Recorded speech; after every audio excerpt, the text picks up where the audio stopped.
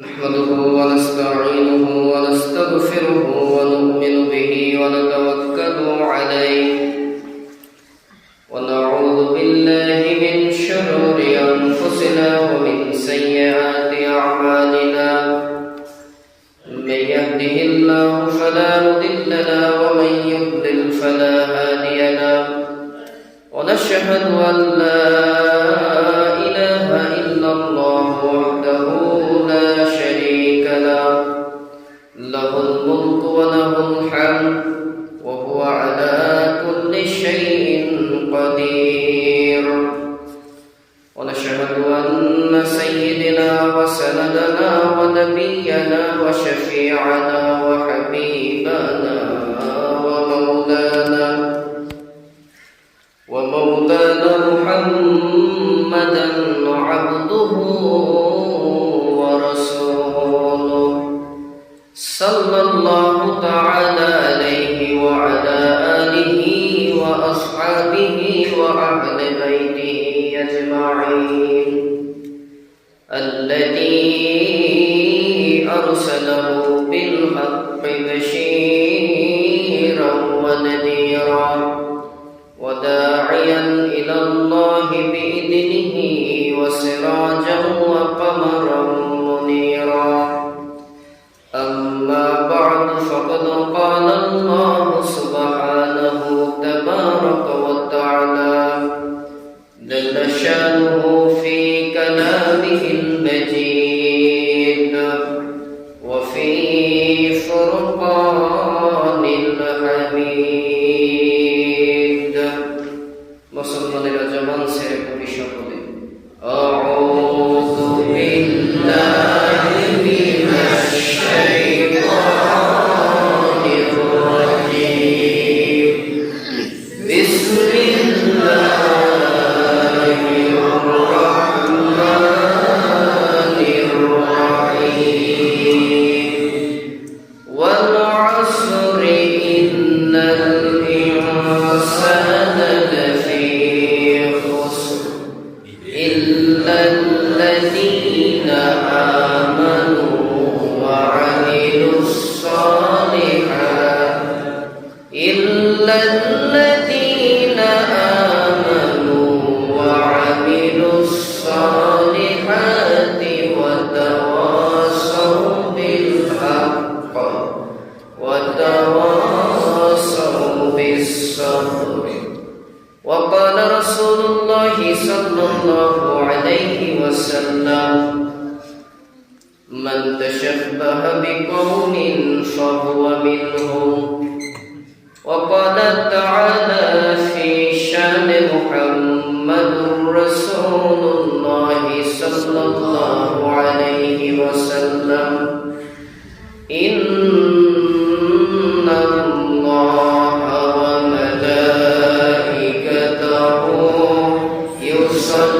يصلون على النبي يا أيها الذين آمنوا صلوا عليه وسلموا تسليما اللهم صل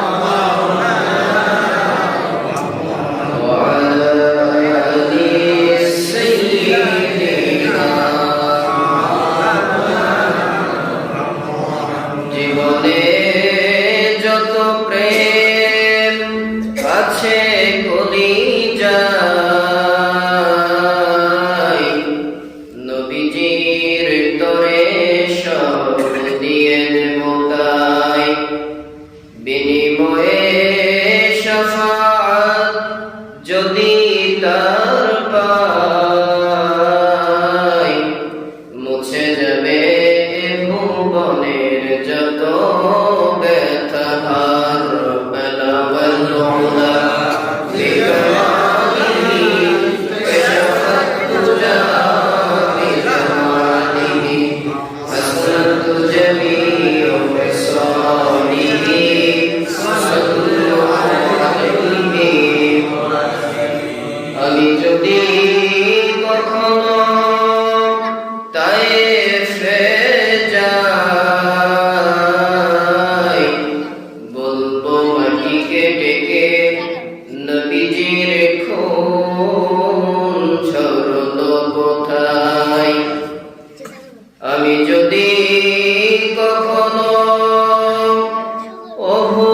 দে যাই বলবো কালকে ডেকে নবীজির দাঁত ভাঙলো কোথায় বলে দাও তাই আজ আমাকে প্রতিশোধের দাবানল জ্বালাবো হেথায় বলাবত মুহা বিজামালিহি কশফত দুজা বিজামালিহি হাসনাত জামিউ খিসালিহি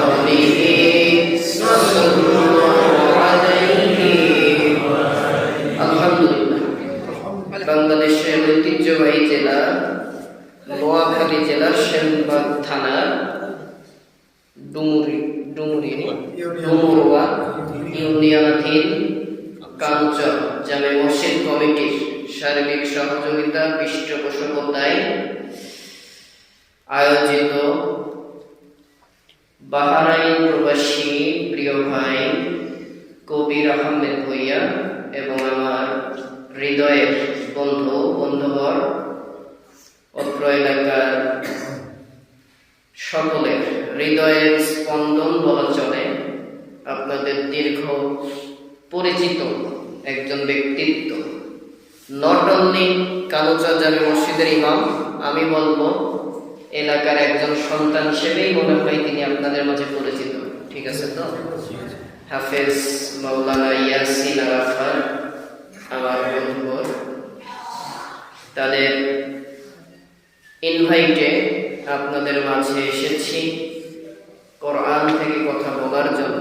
আমার সামনে বসে আছেন বাবার বয়সী মুরব্বিয়ান আজম, প্রাণ প্রিয় তরুণ যুবক ভাইয়েরা, ছোট ছোট সোনামণিরা, বাড়িতে বসে থাকা পর্দার আড়ালে অবলা সরলা সর্বগুণে গুণান্বিতা মা ও বোনেরা, মাইকের আওয়াজ যতদূর যাচ্ছে কোরআন থেকে নির্ধারিত বিষয়ে কথা বলার শুরুতে প্রত্যেকের দোয়া পাবার আশায় আবার দিচ্ছি সালাম, আসসালামু আলাইকুম ওয়া রাহমাতুল্লাহি ওয়া বারাকাতুহু। শুকরিয়া আদায় করি রব্বুল আলামিনের দরবারে যিনি আমাদেরকে তার মহান হুকুম সালাতুল ইশার পরে যেই টাইমে আমাদেরকে বিছানায় যাওয়ার কথা, এই টাইমে কোরআনুল কারীমের মজলিসে কোরআন থেকে কথা বলার শোনার ব্যবস্থা করে দিলেন। সেই রব্বুল আলামিনের দরবারে শুকরিয়া আদায় করছি আলহামদুলিল্লাহ। সালাতু সালাম বর্ষিত হোক বিশ্ব মানবতার মুক্তির দিশারি, পথহারা পথভোলা নির্যাতিত নিষ্পেষিত মানবতার পরম বন্ধু, মক্কার মতি মদিনার জ্যোতি দুকুলের সাথী, বিশ্ব সভার সভাপতি আকাই নামদার তাজদারে মদিনা নবী মুহাম্মদুর রাসূলুল্লাহ প্রাণ ভরে আরেকবার বলুন সাল্লাল্লাহু আলাইহি ওয়াসাল্লাম। রূহের প্রশান্তি কামনা করি ওই সকল আত্মার, ওই সকল ইমানদারদের, ওই সকল আত্মার যারা দ্বীন ইসলামকে প্রতিষ্ঠার জন্য জীবন দিয়েছেন, দুনিয়ার এপার থেকে ওপারে চলে গিয়েছেন। তাবারক ওয়া তাআলা যেন তাদের শাহাদাতের সর্বোচ্চ মাকাম দান করেন, বলেন আমিন। তাদের রক্তের বিনিময়ে বাংলাদেশ তথা সারা বিশ্ব জমিনে ইসলামের সমাজ আল্লাহ তাআলা যেন প্রতিষ্ঠা করে দেন, যারা বলেন আল্লাহুম্মা আমিন।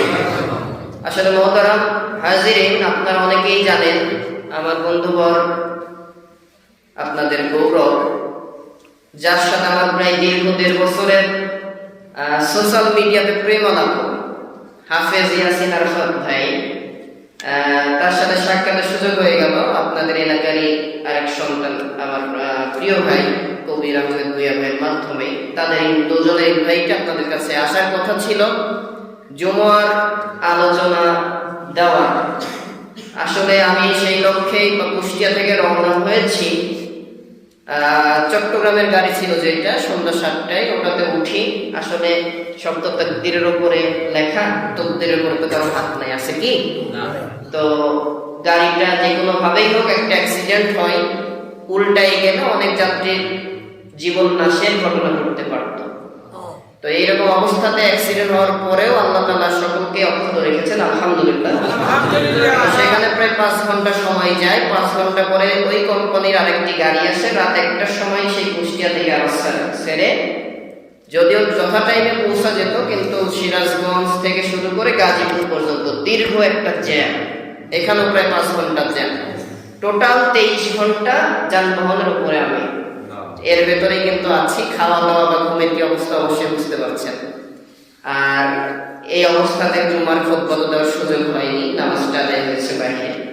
ভাইকে বললাম যে জুমা তো হচ্ছে না, তো কি করা যায়, আমি তাহলে ফিরে যাই। তো উনি বললেন না, আসেন, আপনি এই রাত্রে কথা বলবেন আর কি। তো ঠিক আছে, তো আপনাদের হয়তো দোয়া চাওয়া, আল্লাহ তাআলার দয়াতে কথা বলা শুরু হলো। আপনারা অনেকে রাগ করছেন নাকি? তবে যতটুকু কথা বলবো ইনশাআল্লাহ কোরআন থেকেই বলবো। আর এই কোরআনের মজলিস এমন একটা মজলিস, সম্মানিত মুহতারাম, আমি আমার ভাষায় একটা দৃষ্টান্ত দিয়ে থাকি। নোয়াখালীতে কি কোনো ইটের ভাটা আছে? আছে তো, কথা বলিয়ে নেই। ইটের ভাটা আছে তো? এই ইটের ভাটায় 1 নম্বর ইট তৈরি হয়, 2 নম্বর ইট তৈরি হয়, 3 নম্বর ইট তৈরি হয়, নম্বর ছাড়াও তৈরি হয়। এখন মনে করেন আপনি আপনার মসজিদ করবেন, মসজিদ তো আল্লাহর ঘর, আর নোয়াখালী চট্টগ্রাম বিভাগ তো আল্লাহ মানুষ বেশি, এরা ইসলামের জন্য বেশি দান সদকা করে থাকে, জীবনও পর্যন্ত দিয়ে থাকে, আলহামদুলিল্লাহ। তো এই এলাকার মানুষ মসজিদ, মনে করেন মসজিদ তৈরি করবেন, ইট নিচ্ছেন ভাটা থেকে, কয় নম্বর ইট নেবেন? নিশ্চয়ই 3 নম্বর ইট নেওয়া দরকার। কয় নম্বর নেবেন? ফার্স্ট ক্লাস 1 নম্বর ইট নেবেন। এখন 1 নম্বর ইট ভাটা থেকে বের করেছেন, নিয়েও এসেছেন। বলেন তো মুসলমান, ওই 1 নম্বর ইট সব ইট কি মসজিদের ফ্লোরা দেয়ালে জায়গা পায়, না কিছু ইট বাথরুমেতেও যায়? বাথরুমেও।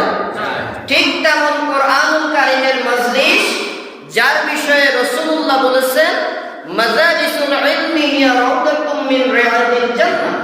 দুনিয়াতে যে স্থানে কোরআন থেকে কথা বলা হয়, যারা আয়োজন করে, যারা শোনার জন্য আসে, যারা কথা বলার জন্য আসে, যারা শারীরিকভাবে সহযোগিতা করে, যারা টাকা পয়সা দিয়ে সহযোগিতা করে, নিজের সময়টাকে ব্যয় করে এই মজলিসে বসে যায়, আল্লাহর কসম তারা দুনিয়ার সাধারণ জায়গায় বসে না, তারা জান্নাতের বাগানের ভিতরে বসে যায়। সুবহানাল্লাহ।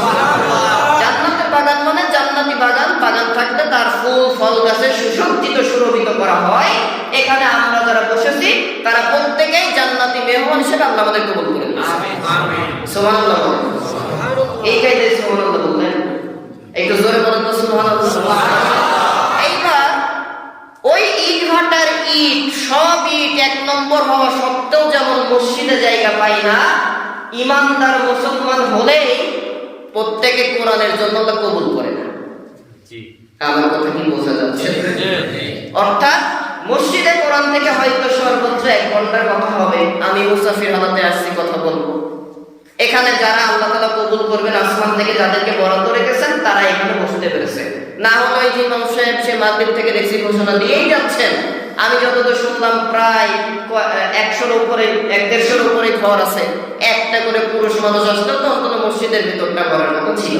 তার মানে ওই ইট ভাটার ইট যেমন কিছু ইট বাথরুমেতেও যায়, এইখানে ইমানদার হওয়ার পরও কোরআন তো বরকতময় জিনিস, এই কোরআনের জন্য আল্লাহ প্রত্যেককে তকদির নসিব করে না, কিছু ওই বাইরেই বসে থাকে। ঠিক।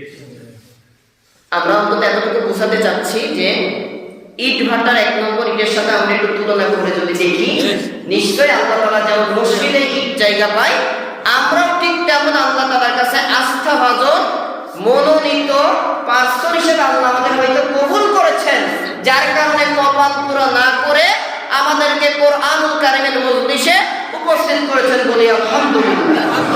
আর এর দ্বারা বাইরের মুসলমান ভাইদেরকে আহ্বান করা হচ্ছে, মেহেরবানি করে যদি কথা বুঝে থাকেন একটু চলে আসুন। মনে রাখবেন 3টা মানুষের দোয়া আল্লাহ তাআলা পর্দাবিহীন ভাবে কবুল করে নেন।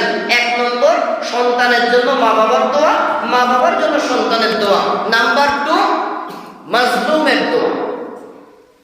জালিম কর্তৃক নির্যাতিত ইমানদার যখন মাজলুম হয়, হাত তোলা লাগে না, অন্তর থেকে ক্রন্দন করে যে এই বিষয়ে কথা বলে আল্লাহ তাআলা কবুল করে নেন। সুবহানাল্লাহ। 3 নম্বর বিষয় হচ্ছে মুসাফিরের দোয়া। যে ব্যক্তি 48 মাইল অথবা 77 কিলোমিটারের বেশি পথ অতিক্রম করবে, 15 দিনের কম সময় অবস্থান করার নিয়ত করবে। কুষ্টিয়া থেকে নোয়াখালীর পথ প্রায় 350 কিলোর উপরে, মুসাফির হতে এখন 100 কিলো বাকি আছে।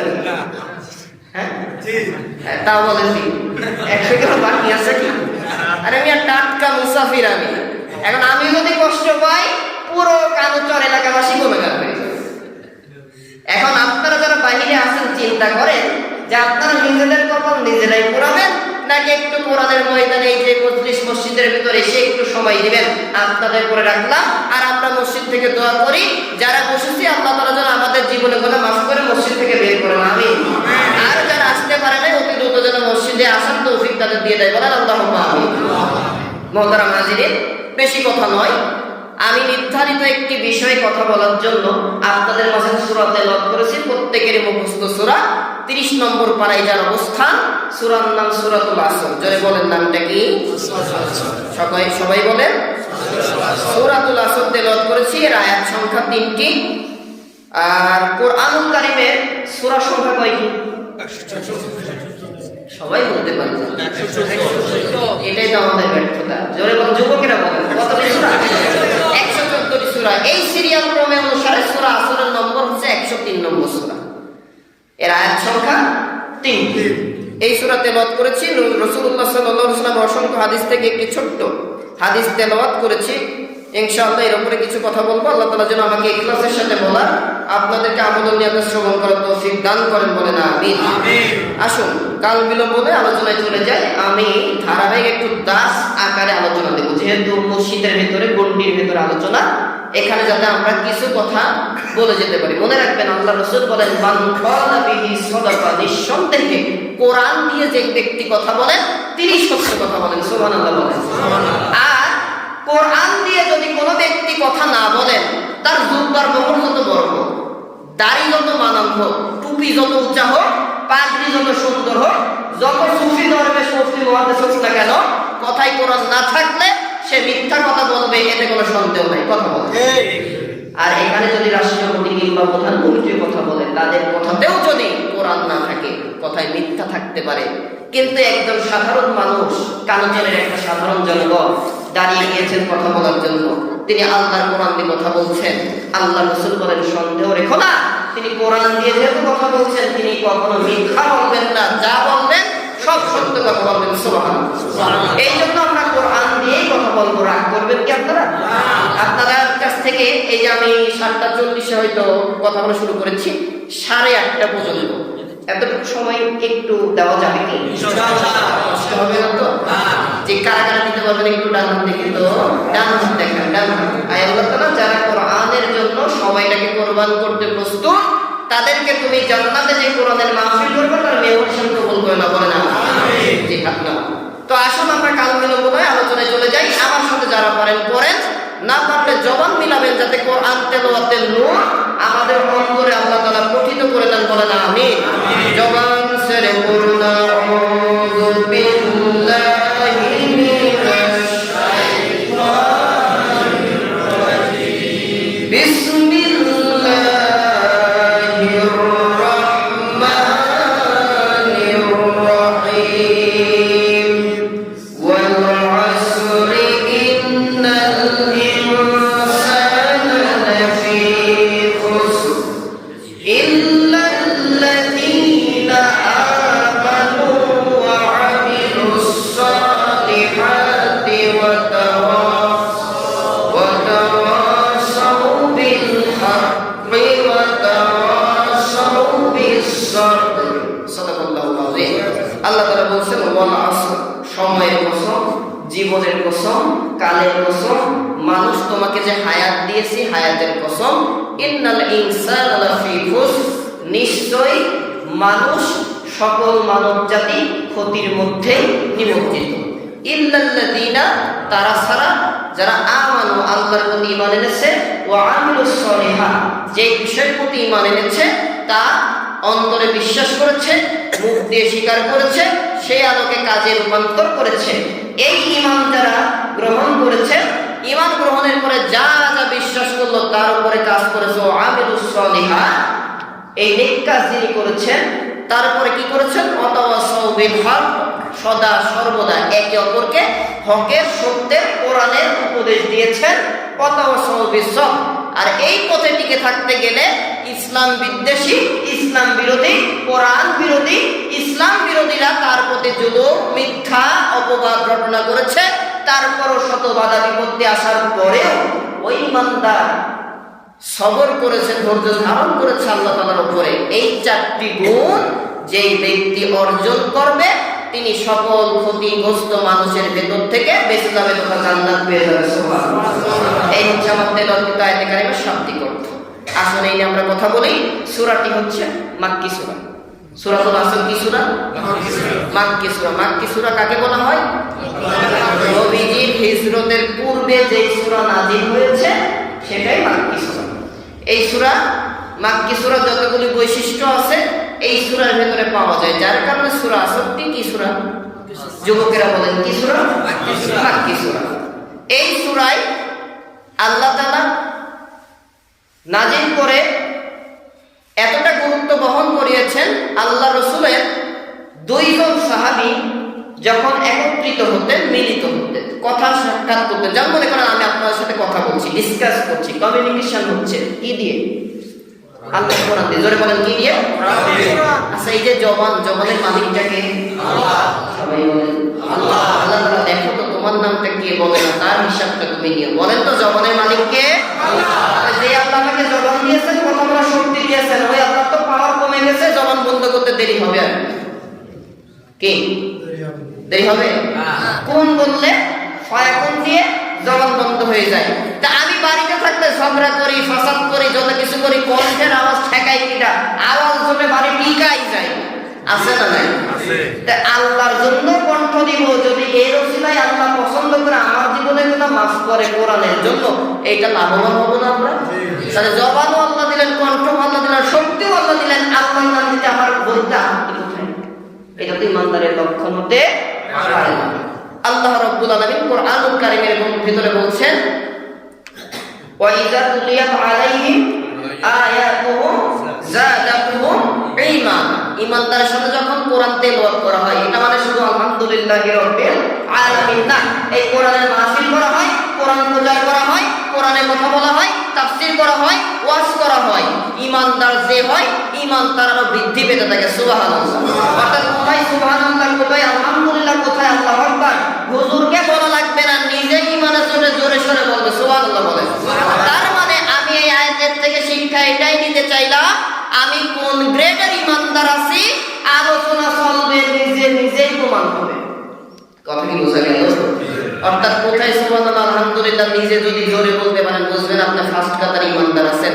যদি জবানে না আসে, বুঝতে হবে ইমানের ঘাটতি আছে। আলামিনের কথা না, আল্লাহর কোরআনের আয়াতের কথা ব্যাখ্যা। রাগ করলে নাকি রাগ করলে কোরআনের সাথে রাগ করতে হবে আমার সাথে।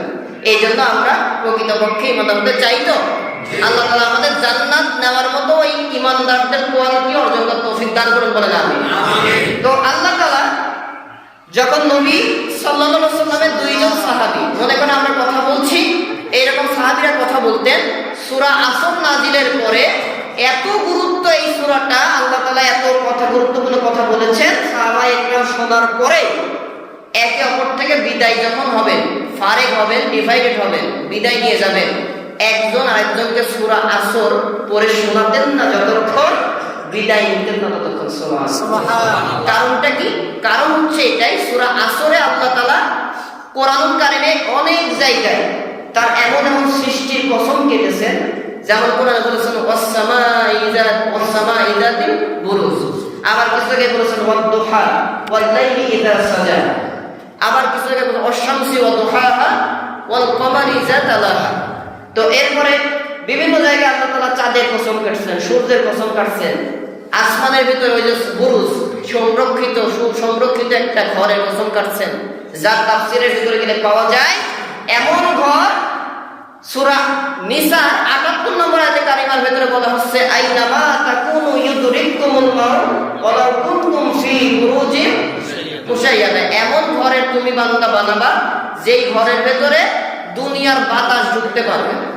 দুনিয়ার বাতাস যদি ঢুকতে না পারে, কোনো প্রাণী ঢুকতে পারবে কি? কথা বলেন মুসলমান, পারবে?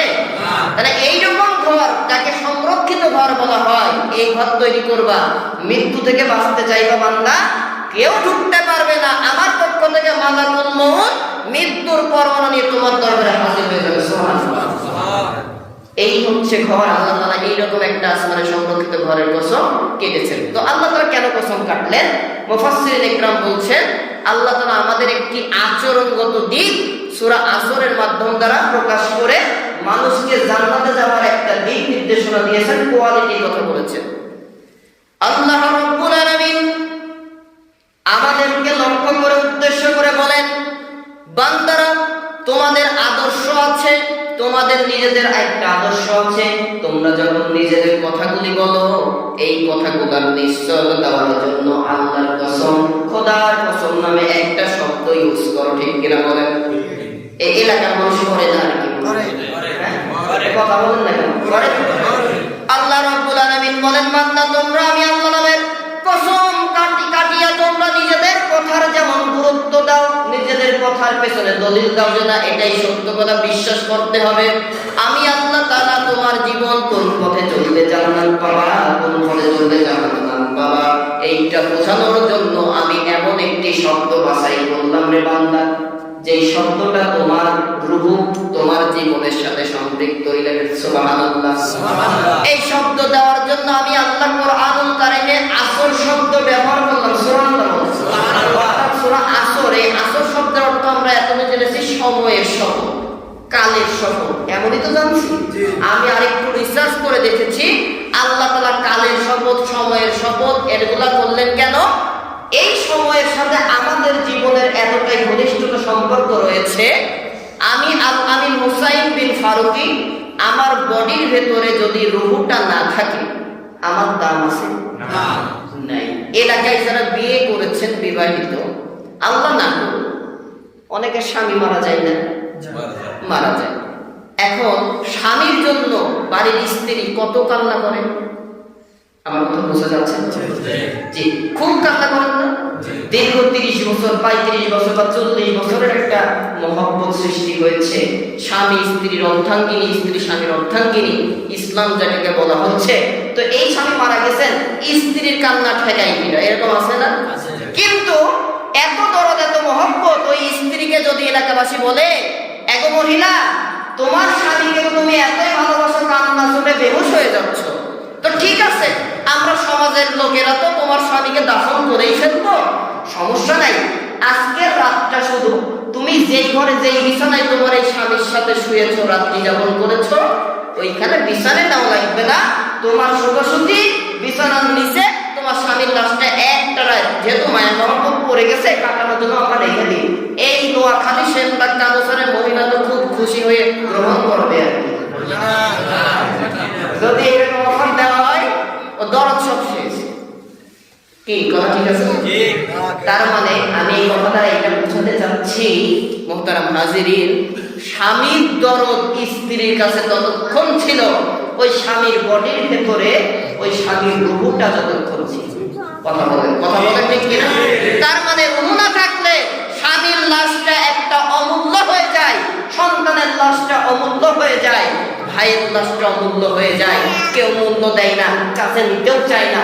যদি খুব বেশি ভালোবাসার হয়, বাড়ির বারান্দা সিরা একটা পরিত্যক্ত সিরা পাটি ছাড়া কিছু লোকে না। আর যদি ভালোবাসা না থাকে, উঠা। কথা বলেন কেন? আমি বললাম নাকি কথা ঠিক আছে? আমি এইটা দ্বারা বোঝাতে চাচ্ছি, সূরা আসরের তাফসীর বা ব্যাখ্যাটা আনতে চাচ্ছি যে একটা বডির ভেতরে জীবন না থাকলে বডির দাম থাকে না। ওই যে স্ত্রী কেন নিতে চাইলেন না তার ঘরে বিছানার নিচে, বলেন তো? গ্রহণ করতে চাইলেন না কেন? লাশটাকে, স্বামীর লাশটাকে নিজের ঘরে রাখতে চাইলেন না কেন? মাশাআল্লাহ, জীবন নাই, রূহ নাই। আল্লাহ তাআলা এই রূহটার কসম কেটে বলছেন, ওয়াল আসর, তোমার এই রূহের কসম, এই জীবনের কসম বান্দা, তোমার জীবনের কসম আমি এই জন্যই কাটলাম, এই জীবনটা তোমার কাছে মূলধন, আর দুনিয়া মাজরাতুল আখিরাহ, দুনিয়া আখিরাতের শস্য ক্ষেত্র। সুবহানাল্লাহ। এই আখিরাত কামাই করতে গেলে দুনিয়াতে থেকেই এই জীবন দ্বারা করতে হবে। দেহ থেকে জীবন যখনই বের হয়ে যাবে, যত পীর মাসাই বলিয়া উলিয়া গাউস কুতুব হও না কেন, কবরে যে যত আমল করো, এক পয়সা লাভ আমার কাছে হবে না। বেঁচে থাকতে যা করেছো তারই হিসাব দাও। তার মানে আপনি বেঁচে থাকতে আল্লাহ যত প্রশংসা করেছেন, আল্লাহকে যত সেজদা দিয়েছেন, আল্লাহর প্রতি অর্পণ করেছেন, আল্লাহর দিনকে আন্দোলন করেছেন, আপনাকে আল্লাহ তাআলা খুশি হবেন, জান্নাত দিয়ে দেবেন। সুবহানাল্লাহ। আর যদি আপনার দ্বৈতা করে থাকেন, আপনার জবান দিয়ে যদি আসে যে না আমি মুসলিম, ইনশাআল্লাহ অমুক কাজ করবো তমুক কাজ করবো, তবে সংবিধানের ভিতরে বিসমিল্লাহির রহমানির রহিম এটা একটা বেমানান কাজ, আর ইসলাম ধর্ম রাষ্ট্র ধর্ম থাকবো, এটা হতেই পারে না। আল্লাহ বলে তোকে আমি আল্লাহ জান্নাতও দিতে পারি না। কথা ঠিক আছে কিনা? যারা এই কথা বলে যে ইসলাম রাষ্ট্র ধর্ম থাকবে না, আবার মাঝে মধ্যে মাথায় টুপি দেয়, গিয়ে বোঝে না টুপিটা ভালো জিনিস, টুপি দিলে জনগণ পক্ষে লাগে না বিপক্ষে চলে যায়। কি কথা বোঝা যায় তো? দেখেন না নির্বাচনের সময় অলরেডি প্রচার প্রচারণা চলে, সকল ক্যান্ডিডেটের মাথায় কিছু হোক বা মাথায় একটা টুপি থাকে, তার মানে তারা বোঝাতে চায় টুপিটা হচ্ছে ভালো জিনিস, এই টুপি দিয়ে অন্তত আর যাই হোক ভোটটা পাওয়া যায়। কথা বলেন। কিন্তু এই টুপির অজুহাত নিয়ে যারা ভোটে বিজয়ী হয়, বিজয় হওয়ার পরে এই টুপিওয়ালাদের কবর রচনার জন্য তার যত শক্তি যত অর্থ সব বাস্তবায়ন করা শুরু করে। এরা হচ্ছে শয়তান, মুনাফিক ছাড়া কিচ্ছু নয়। এইরকম মানুষ যারা আছে তারা যতই সুফি দরবেশ সাধুতে কেন ইসলামের দ্রোহিতা করে যাবে, আল্লাহ জান্নাত তাদের জন্য চলবে না। কথা বলেন ঠিক কিনা? আর যারা এই কথা 90% মুসলমানের দেশে বলবে, আর সেই মুসলমান যদি তাদের নিজেদের জায়গা থেকে তার বিরুদ্ধে আইনানুগ ব্যবস্থা নেওয়ার হুঙ্কার ছাড়তে না পারে, আমি বলবো তারা হিজড়া মার্কা মুসলমান। হিজড়া দ্বারা যেমন ছেলে মেয়ের আশা করা যায় না, এইরকম ইমানদার দিয়ে আমরা জান্নাত যাওয়ার আশা করা যায় না।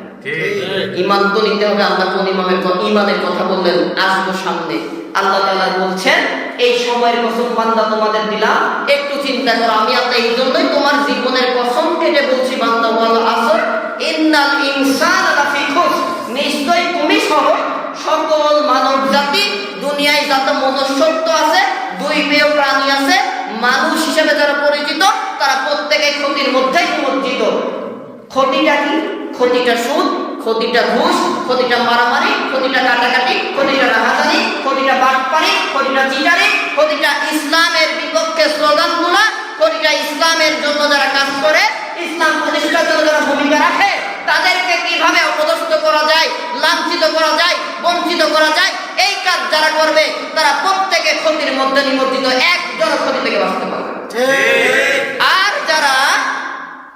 যারা এই ক্ষতি থেকে বাঁচতে চায়, এই ক্ষতিগুলো থেকে বাঁচতে গেলে ওই মানুষের ভেতর, ইমানদারের ভেতরে 4টি গুণ, 4টি কোয়ালিফিকেশন আনতে হবে। 1 নম্বর আল্লাহ পাক দিলেন ইল্লাল্লাযিনা আমানু, ঈমান আনতে হবে খাঁচা বড়।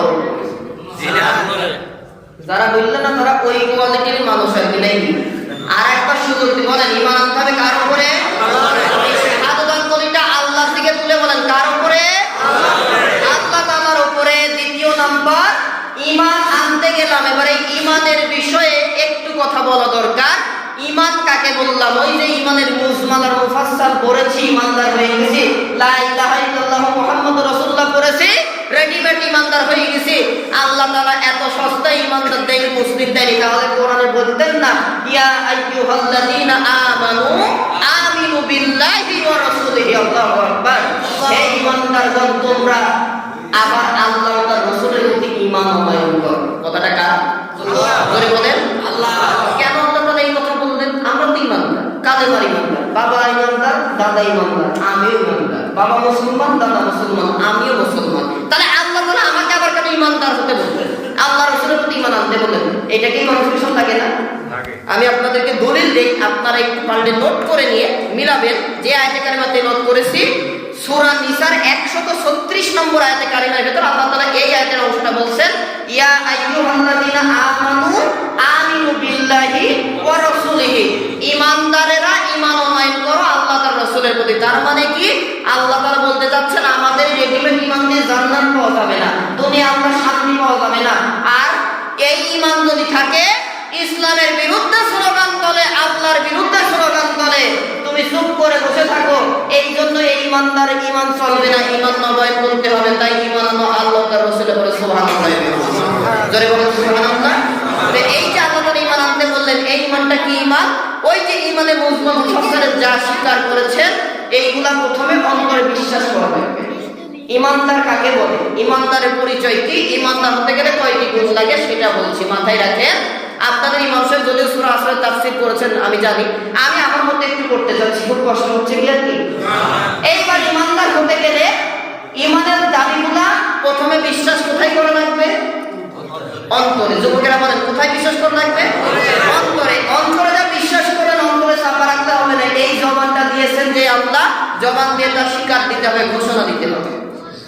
আমাদের দেশে যারা বর্তমান ক্ষমতাসীন সরকারের দল করেন, নৌকা পার্টি যারা করেন, তারা কিন্তু তাদের জবান দিয়ে তার প্রচার প্রচারণা করে না? আচ্ছা, যদি না করে দলীয় লোক বুঝবে কি অমুক দলের লোক? যারা ধানের গোছা ধরে থাকেন, ধানের গোছা যারা ধরে থাকেন, তারা কি ধানের স্লোগান করেন না? করেন। যারা নাঙ্গলের হাল ধরে থাকেন, এনারা যারা করেন, তারা কিন্তু এই প্রচার প্রচারণা করে থাকেন। কেন? তিনি যতই দল করুক না কেন, জবান দিয়ে যদি সেটা বলতে না পারে, বোঝা যায় না সে সেই দল করে কিনা। ঠিক তেমন আপনি ইমানদার হবেন, আল্লাহর কি কি বিষয় বলে বিশ্বাস রাখা দরকার। মনে মনে চুপ থাকবেন, আল্লাহ বলে চুপ থাকা চলবে না। বিশ্বাস করছিস, এবার এই জবান দিয়ে স্বীকার দে, ঘোষণা দে, ঘোষণা দে, ঘোষণা দিতে থাক তুই ইমানদার। তোকে দেখতে যেন চিনা যায় বান্দা তুই মুসলমান, তোকে দেখতে যেন চিনা যায় বান্দা তুই জান্নাত পেতে চাই, তোকে দেখতে যেন চিনা যায় বান্দা তুই কাফের মুশরিকদের বিরুদ্ধে নিজের জীবন, নিজের অর্থটা দিতে সার্বিকভাবে প্রস্তুত আছিস। এইরকম ঘোষণা না দিলে ইমানদার হওয়া যাবে। এইবার দ্বিতীয় বিষয়, ইমানটা আমি বিশ্বাস করলাম, মুখে ঘোষণা দিলাম, এটাই হবে না। আর একটা কাজ করা লাগবে, যা বিশ্বাস করলা, ঘোষণা দিলা, কাজে বাস্তবায়ন করতে হবে। তিনটি কাজ করবে যে আল্লাহর ঘোষণা অনুযায়ী ইমানদার হবে। এইবার আমি এই কথা থেকে শিক্ষা দিতে চাই, আমরা যারা আছি এই ইমানের প্রতি আমি কি এইভাবে বিশ্বাস করতে পারছি? আমি হুসাইন বিন ফারুকীকে বিশ্বাস করতে পারছি? যদি পারি, আমি আমার নিজের ক্যালকুলেটরে হিসাব করলাম আমি ইমানদার কিনা। ঠিক তেমন আপনাদের কাছে আপনাদের ক্যালকুলেটর কথা আপনাদের জীবনের পরে ছেড়ে দিলাম বাবা। আপনারা একটু হিসাব করেন যে ইমানের কি কি বিষয় আল্লাহ বলেছেন, যা অন্তরে বিশ্বাস করতে পেরেছি কিনা, জবান দিয়ে ভালোভাবে স্বীকার করতে পারছি কিনা, আর সেই মোতাবেক কাজ করতে পারছি কিনা। আমি ইমানদার হয়ে কাজ করি, কোরআনের মাহফিল হতে গেলে নানান জায়গায় সমস্যা, নানান জায়গায় বাধা, কোরআনুল কারীমের মাহফিল হতে দেব না। আলেমদের বিরুদ্ধে, কোরআনুল কারীমের খাদেমদের বিরুদ্ধে নানান রকম টর্চার করব, আবার মসজিদে এসে হাদিস আসবো। এটা ইমানদার হতে পারে না, মুনাফিক ছাড়া কিচ্ছু না। ইমানদার হতে গেলে আল্লাহ প্রদত্ত ব্যক্তি যিনি ইমানদার হন, তিনি ফাঁসির কাষ্ঠকে ওয়েলকাম করবে, স্বাগতম জানাবে। যারা আমাদের মাঝে দেখেছি এই ইমানের বলে বলিয়ান হয়ে ফাঁসির কাষ্ঠ দড়ি গলায় নিয়ে চলে গিয়েছেন, বাতিলের কাছে মাথা নত করে নাই, তারাই ইমানদার, তারাই জান্নাতি। আল্লাহ তাআলা তাদের ইমান আমাদের গ্রহণ করতে হবে। এর বাইরে যারা আছেন, আর হুজুরদের কথা, এত কিছু রেডিমেড হুজুর আছে। ওই যে ব্যক্তির কথা বললাম, ইসলামের বিরুদ্ধে কথা বললো, ওরা আবার কয়েক শ্রেণী আলেমের মাঝে কথা বললো, যে আলেমেরা মাথা জায়গায় সমর্থন করে, নিজের চাকরি, নিজের ইমানটাকে বিক্রি করে আলেম হয়েছে। ওই আলেমকে দিয়ে আল্লাহ তাআলা জাহান্নামে উদ্বোধন করবে, তারপরে অন্যান্য কাফেরদেরকে দিবে। একটা হাদিস মনে করে গেলে বলবো, আল্লাহ তাআলা জাহান্নাম জান্নাত উদ্বোধন করবে, শুনেন নাই? এই জান্নাত উদ্বোধন করবেন কাদের দিয়ে জানেন? আল্লাহ তাআলা কোন নবী রাসূলকে জান্নাত উদ্বোধন করতে ঢুকাতে দিবেন না। আল্লাহ ততক্ষণ দিবেন না যতক্ষণ না আল্লাহর নবী, আখিরি নবী, যার বিষয়ে আল্লাহ পাক বলেছেন ওয়ামা আরসালনাকা ইল্লা রাহমাতাল লিল আলামিন, এই মুহাম্মদে আরবীর উম্মত আবু বকর যতক্ষণ না জান্নাতে যাবে, তথা মুহাম্মদ সাল্লাল্লাহু আলাইহি ওয়াসাল্লাম এবং তার উম্মত যতক্ষণ না জান্নাতে যাবে, তখন মুসার মতো ঈসার মতো নবীও জান্নাতে যাওয়ার অনুমতি পাবে না। সুবহানাল্লাহ। আমাদের মর্যাদা কম না বেশি? সবাই বলতে পারলাম না, কম না বেশি? দিয়েছেন কে? আল্লাহ নাম বলে কবিরা গুনাহ হবে আর কি নাকি? দিয়েছেন কে? আল্লাহ তাআলা দিয়েছেন। এখন এই মর্যাদা যেহেতু আমাদের দিয়েছেন, তারা যদি এখন যেমন মর্যাদাবান হয়েছে, তাদের আবার কিন্তু সেই রকমই জাহান্নামও এদের দিয়ে উদ্বোধন করবে। আলেমদের ভিতরে এক শ্রেণী আলেমদেরকে দিয়ে জাহান্নাম উদ্বোধন হবে, শহীদদের ভিতরে এক শ্রেণী শহীদদেরকে আগে জাহান্নামে দিয়ে জাহান্নাম উদ্বোধন করা হবে। বলা হবে তুমি তো শহীদ হয়েছিলা, দুনিয়াতে মানুষ তোমাকে শহীদ বলবে, দুনিয়াতে মানুষ তোমাকে শহীদ বলতে বলতে মুখে ফেলা তুলে ফেলবে। আমাকে খুশি করার জন্য বান্দা তুমি শহীদ হও নাই, ওই দুনিয়াতে তোমাকে শহীদ নামের প্রচার দিয়েছি, এবার তো জাহান্নামে চলে যা, তারপরে কাফিরদের জাহান্নামে নিল। ঠিক তেমন আলেমদেরকে ডাকা হবে, তাদের বলা হবে সামান্য 20,000 টাকা বেতনের চাকরি বাঁচানোর জন্য। এই ইমানদার সামান্য 20,000 টাকা বেতনের চাকরি, 30,000 টাকা বেতনের চাকরি, সরকারি ভাতা, সরকারি রাজস্ব, সরকারি ট্যাক্স, সরকারি রেশন পাওয়ার জন্য আমি ইসলামের বিরুদ্ধে যারা, ইসলামের পক্ষের লোক যারা ছিল তাদের বিরুদ্ধে তুমি অবস্থান নিয়েছিলে বান্দা, তোমার একদিনও ভয় হয়নি আমি আল্লাহর কাছে কি নিয়ে দাঁড়াবা? আমি আল্লাহ তোমার সব রিপোর্টগুলো দিয়েছি, তোমার লিপিবদ্ধ আছে, শুধু লিপিবদ্ধই করি নাই, আল-ইয়াওমা নাখতিমু আলা আফওয়াহিহিম ওয়া তুকাল্লিমুনা আইদিহিম ওয়া তাশহাদু আরজুলুহুম বিমা কানু ইয়াকসিবুন। এই হাত তোমার জন্য সাক্ষী রেখেছি, পা সাক্ষী রেখেছি, চোখ সাক্ষী রেখেছি, সব তোমার জন্য সাক্ষী দিবে। তারপরেও তুমি বলেছিলে চাকরি থাকবে না, ওই কাজ না করলে বলেছিলিস আজকে জাহান্নামে যা, তোকে দিয়ে আমি জাহান্নামে উদ্বোধন করব। নাউজুবিল্লাহ বলবেন। এখন আমাকে বিবেচনার বিষয়ে আমি যেই মতে আসি, যেই পথে আসি, সেটা কি আল্লাহ তাআলাকে খুশি করা হচ্ছে না? যদি হয় আমি ইমানদার, সুবহানাল্লাহ বলবেন। তাহলে এখন আমাদের ইমানদার হওয়ার দরকার নাই, আছে তো? আমার প্রিয় বন্ধুগণ, আল্লাহ রাব্বুল আলামিন এই ইমানদারদের বিষয় আরো বলেন, ইন্নামাল মুমিনুনা আল্লাযীনা আমানু বিল্লাহি ওয়া রাসূলিহি সুম্মা লাম ইয়ারতাবু। আল্লাহ রাব্বুল আলামিন বলেন মুমিন তো আসলে তারাই যারা আল্লাহ ও তার রাসূলের প্রতি ঈমান আনে আর তারপরে কোনো সংশয় লিপ্ত হয় না, কোনো ফিতনা ফাসাদে লিপ্ত হয় না, তারা ইমানদার। অর্থাৎ ইমানদার হতে গেলে চাকরি থাকবে কি থাকবে না, আমার গদি ঠিক থাকবে কি থাকবে না এই চিন্তা করে না, বরং সব কাজে একটা শ্বাস গ্রহণ করবে, নিঃশ্বাস ত্যাগ করবে, চিন্তা করবে, মাথায় টেনশন আসবে, আমার আল্লাহ খুশি হচ্ছে তো, যদি এই চিন্তা করে চলতে পারে সেই ইমানদার তো সেই জান্নাতি। সুবহানাল্লাহ। আমাকে চিন্তা করা দরকার না আমি এই কাজ করছি কিনা, কথা বলবে আমার তো এই চিন্তা করা দরকার নাই, আছে কি দরকার আছে? তাহলে আমি ইমানদার হতে পারবো আর আল্লাহর ক্ষতি থেকে বাঁচতে পারবো। আলোচনার ধারাবাহিকতা বোঝা যাচ্ছে তো বাবা? এইবার আল্লাহ তাআলা বললেন তারা এই ইমানদার যারা হয়, আল্লাহ রাসূলের বিশ্বাস যারা করে, তারা সংশয় লিপ্ত হয় না, ফিতনা ফাসাদে লিপ্ত হয় না। কেমন ফিতনা ফাসাদ? তারা ফরজের খবর থাকে না, নফল নিয়ে টান পারাপারি, এরকম তো বাংলাদেশে নাই। এখন ওয়াজ করছে মসজিদে যে নামাজের ভেতরে পাগড়ি বেঁধে নামাজ পড়লে 70 রাকাত নফল নামাজের নেকি হয়, এরকম মনে হয় আগেকার দিনে এরকম ছিল আর কি।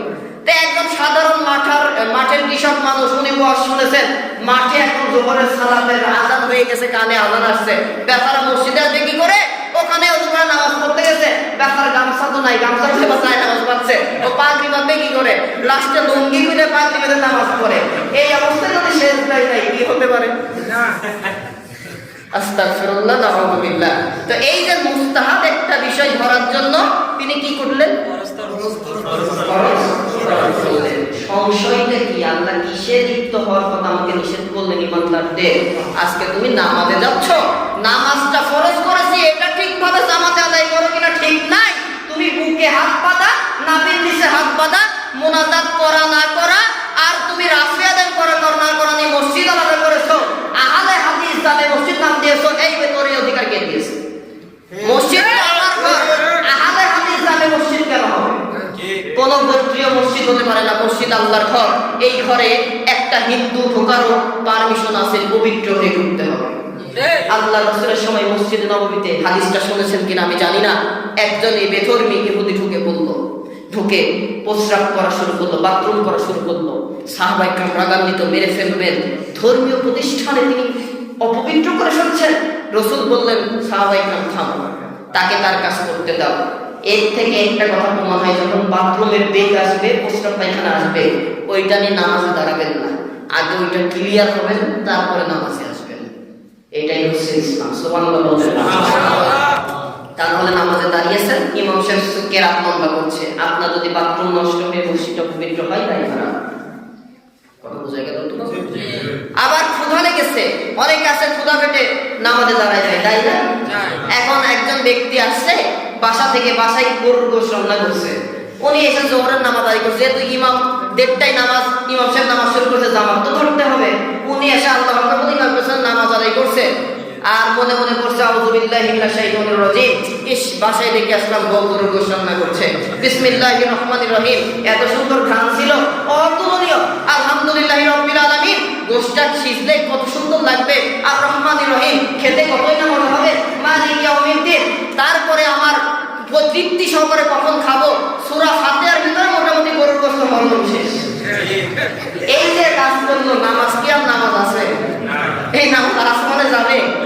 যাদের নামাজে খুশি খুশি থাকে না, রাসূল বলেন ওই নামাজ আসমানে আল্লাহ তোলে না, আসমানে ঝুলাই রাখে, ওই নামাজের পরে আবার নিক্ষেপ করে দেয়, নাউযু বিল্লাহ, তার মানে নামাজ গ্রহণ হয় না। এই জন্য মাসআলা হচ্ছে যখন ক্ষুধা লাগবে বেশি, জামাত আগে না, আগের পেটে খেয়ে তৃপ্তি করেন, তারপর জামাত ধরেন। সুবহানাল্লাহ। ইসলাম কঠিন? হ্যাঁ, ইসলাম কঠিন, আমরা কঠিন করে দিই। কথা কি বোঝা গেল? তো এই যে আমি আসছি মুসাফির না, আমার জন্য জুমার সালাতটা পর্যন্ত আল্লাহ মাফ করে দিয়েছেন, সুবহানাল্লাহ। ফরজ রোজা যদি থাকতো, রমজানের রোজা আমার জন্য মাফ, সুবহানাল্লাহ বলে। 4 রাকাতের নামাজ আমার জন্য কয় রাকাত? তবে এখানে একটা মাসালা আছে, মাসালা হচ্ছে আমি যখন জামাতে এসব নামাজ আদায় করব, আমাকে তখন 4 রাকাত আদায় করতে হবে, কারণ ইক্তেদাই তু বিজাহাল ইমাম, ইমামের অনুসরণ করা কি ওয়াজিব।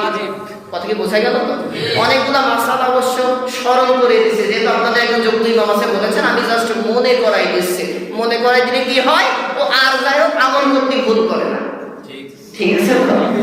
তো এরপরে ক্ষুধা লাগলে মাসালা আগে খাবার খেয়ে পেটটা পুরে, তারপরে খুশি খুশি নিয়ে ধীরে সুস্থে নামাজ আদায় করবে, আল্লাহ তাআলা কবুল করবেন। বাথরুমের বেগ আসলে বাথরুম সেরে নামাজে দাঁড়াবেন, আল্লাহ তাআলা কবুল করবে, সুবহানাল্লাহ বলেন। এখন যে ইহুদি ব্যক্তি বাথরুম করছে, নবীজি কি করলেন? সাহাবায়ে-কেরামকে নিষেধ করলেন, মনে আছে কথা? নবীজি কেন নিষেধ করলেন? এই যে বাথরুমটা যদি আটকে ফেলা হয়, তার শারীরিক সমস্যা হবে, এই জন্য নবী নিষেধ করলেন। আর বাথরুম শেষ হয়ে গেল, নবীজি নিজে গেলেন ওই ইহুদির কাছে, যে বলেন মাথায় হাত দেওয়া, বলেন ভাই তুমি যে এখানে বাথরুম করলা, আসলে চিন্তা করো তো ভাই, তুমি কি এটা ঠিক কাজ করেছো? আজকে যদি আমাদের কোনো মুসলমান তোমাদের উপাসনালয়ে যে এই কাজ করতো, তুমি কি করতা? ওই ইহুদি বলে হুজুর কি করতাম, মানে এই আব্দুল্লাহ ছেলে মোহাম্মদ কি করতাম জানো? তাকে মেরে ফেলতাম, কারণ সে আমাদের ধর্মীয় প্রতিষ্ঠানে অপবিত্র করেছে, নোংরা করে ফেলেছে। নবীজি বললেন আস্তে ধীরে সুস্থে দেখেন, ইসলাম প্রতিহিংসামূলক ইসলাম নয়, ইসলাম শান্তির ধর্ম। কিভাবে ইসলাম প্রচার হয়েছে? নবীজি বললেন ভাই গো, এটা তো আমাদের মুসলমানদের ধর্মীয় অনুষ্ঠানের জায়গা, এখানে ধর্মীয় অনুষ্ঠান করা হয়, ধর্মীয় কাজ করা হয়, এখানে তুমি নোংরা করলা, আমাদের মন কি এরকম হতে পারে না? ইহুদি চিন্তা করলো এটা কি ইসলাম, যে আমি এরকম হিংসাত্মমূলক ভাবে তাদের ধর্মীয় প্রতিষ্ঠানকে নোংরা করলাম? তারা তো আমাকে মানলই না, এভাবে বুঝাই দিল আব্দুল্লাহ ছেলে মোহাম্মদ, এটা কি তোমাদের ইসলাম? যাও, আমি আর বেধর্মী থাকলাম না, ঈমান গ্রহণ করে নিলাম, আশহাদু আল্লা ইলাহা ইল্লাল্লাহ ওয়াহদাহু লা শারীকা লাহু ওয়া আশহাদু আন্না মুহাম্মাদান আবদুহু ওয়া রাসূলুহু, সুবহানাল্লাহ, মুসলিম হয়ে গেলেন। এটাই হচ্ছে ইসলাম। মুহতারাম হাজিরিন, যেই কথা থেকে এখানে আসলাম, কোন কথা ছিলাম? জি, এই কথা বলতে বলতে কোন কথা থেকে এত দূর এসেছি? মিস্টেক হয়ে গেছে, তাই না? সংশয়ে লিপ্ত হয় না, মনে আছে? আর আমি আমার মনে থাকলে ওয়াজ করবো কি করে? আপনাদের যাচাই করছি কি অবস্থা। আজকে নামাজে আহলে হাদিস যাবে মসজিদ দিয়ে, মসজিদ করা হয়, এই কথা থেকে এত দূর আসছিলাম যে ফরজের খবর থাকে না, বলছিলাম না যে আজকে ফরজ ওয়াজিবের খবর নাই, মসজিদ ভাগাভাগি দিল। ইয়া নবী সাল্লাল্লাহু আলাইহি কে বলছে আর বলেনি, এই নিয়ে মারামারি ঈদে মিলাদুন নবীর দিনে। ইয়া নবী সাল্লাল্লাহু আলাইহি বলতে দাঁড়াইছে কি বসেছে, মারামারি করে একজন নিহত, 5 জন আহত, মসজিদ হইছে 2 ভাগ, আল্লাহ তাআলা জান্নাত তাদের জন্য রেডি আছে। না কথা কি বোঝা যায় মুসলমান? আওয়াজ দেন না, বোঝা যায় তো? তাহলে এই ঈমান নিয়ে কি কোনো কাজ হবে? এই যে সংশয়, ফরজ ওয়াজিবের খবর নাই, সুন্নতে মুআক্কাদার খবর নাই, মুস্তাহাবে নাম করা পারি, আল্লাহ পাক বলেন যারা ঈমানদার হবে তারা এই কাজ করবে। তাদের মূল কাজ থাকতে আগে মানুষকে নামাজি করা, আগে মানুষকে সুদ থেকে মুক্ত করা। তবে সুদ ঘুষ থেকে মুক্ত করতে গেলে নামাজ যদি পড়তে পারে, ইন্নাস সালাতা তানহা আনিল ফাহশাই ওয়াল মুনকার, নিশ্চয়ই নামাজই সুদ ঘুষ অন্যায় অবিচার দুরাচার পাপাচার রাহাজানি জেনা ব্যভিচার সকল প্রকার অন্যায় থেকে তোমাকে বাঁচিয়ে দেবে। সুবহানাল্লাহ, আরো জোরে সুবহানাল্লাহ, আরেকবার বলেন সুবহানাল্লাহ, আরো